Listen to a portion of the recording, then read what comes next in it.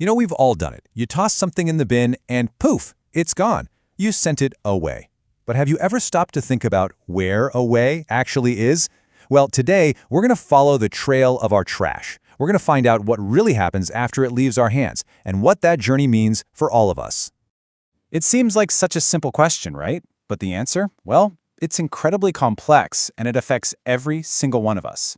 The moment you toss that coffee cup or that takeout container, you're kicking off this massive, invisible journey. But before we can really get into that, you have to understand the sheer scale of what we're dealing with. Okay, get ready for this number. Every single year, we, as in all of humanity, generate over 2 billion tons of solid waste. It's a number so big it's almost impossible to picture. So try this. Imagine a line of garbage trucks, bumper to bumper, long enough to circle the entire Earth 24 times. That's what we produce, annually. It's a massive challenge, and it's going to need a massive solution. So, to figure out where we're headed, we've got to first look back at where we came from. For centuries, our main answers for dealing with waste have been, well, surprisingly basic. Yep, you heard that right. Our big, modern solutions, landfilling and incineration, they're really just more sophisticated, high-tech versions of the two oldest tricks in the book, burying our junk or burning it. But as we've gotten better at this, we've also learned there's a huge difference between just dumping it and actually doing it right. And this is absolutely crucial to understand. On one side, you've got the old-school open dump. It's basically just a pit of garbage that leaks this toxic goo called leachate right into our groundwater and pumps methane, a really potent greenhouse gas, straight into the air. But on the other side, you have the modern sanitary landfill. This thing is a highly engineered facility. We're talking liners to protect the groundwater, pest control, and even systems that capture that methane and turn it into energy. So while it's still not the perfect solution, a well-managed landfill is a world away from a simple dump. But what if dealing with waste at the end of the line is the completely wrong way to look at it? This is where a huge shift in thinking comes into play, a much smarter way to tackle the whole problem. And that brings us to something called the waste management hierarchy. See, instead of asking, okay, what do we do with all this trash? It asks a better question. How can we create as little of it as possible in the first place? It's a simple idea, but it totally flips the script on how we think about waste. So think of it like a pyramid, okay? And we're going to build it from the bottom up, from the worst option to the absolute best. Way down at the bottom, the thing we want to do the least is disposal. Yep, our old friends, landfills, and incineration. Moving one step up, you've got recovery, which is stuff like waste to energy. Better than that is recycling, turning old materials into new things.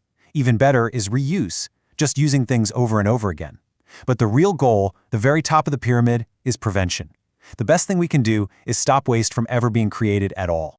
All right, so that's the goal, right? To live at the top of that pyramid. But how do we actually do that?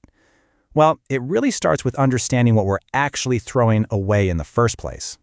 And this is where it gets really eye-opening. Just look at this. Almost half of everything we throw in the bin is organic material, food scraps, yard waste. Then you add in all the paper, the plastic, the glass, and metal, and you have this huge aha moment. You realize that most of what we call waste isn't waste at all. It's a mountain of valuable resources that are just in the wrong place. And the amazing thing is, living at the top of that hierarchy isn't as hard as you might think. It's about the little choices. It's choosing the apple that isn't wrapped in plastic, or remembering to bring your own bags to the grocery store. It's refilling your water bottle instead of buying a new one, or maybe taking a few minutes to fix that wobbly chair instead of just tossing it. Every single one of those little choices is a powerful act of waste prevention. Now, if we take that logic and we push it all the way to its conclusion, we get to an even bigger, more transformative idea. What if we could design our entire economy so that it just doesn't produce waste to begin with? And this is the core concept of what's called a circular economy. It means getting rid of our current take, make, waste model for good. Instead, everything is designed from the very beginning to last, to be repaired, and to eventually be turned into something new. It's a system where there is no away. And as the Ellen MacArthur Foundation puts it, this is about so much more than just trash. It's a powerful way to start tackling some of the biggest challenges on the planet, from climate change to pollution.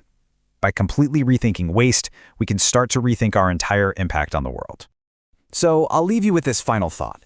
We've all been taught to see a broken phone or an empty jar as the end of the line. But what if it's not? What if waste isn't some inevitable fact of life, but simply a failure of our imagination?